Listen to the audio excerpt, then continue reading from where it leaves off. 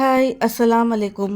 செவனேன்னு போயிட்டு இருந்த யூடியூப்காரனுக்கு யார் ஐடியா கொடுத்தான்னு தெரியல. 8000 வாட்ச் வருது. இங்கே பாருங்க, அது ராக்கெட்னு நினைக்கிறேன். நான் வீடியோ எடுத்தது ராக்கெட்டா? கமெண்ட்டில் சொல்லுங்கள். எனக்கு தெரியல, எங்கள் அங்கிள் சொன்னாங்க அது ராக்கெட் தானே. யார் யார் இங்கே டீ லவர்ஸ் கமெண்ட்டில் அட்டெண்டன்ஸ் போடுங்க. நான் வந்து டீ வெறியைன்னு சொல்கிறாங்களே, அந்த மாதிரி நான் டீ இல்லாமல் இருக்கவே முடியாது என்னால்.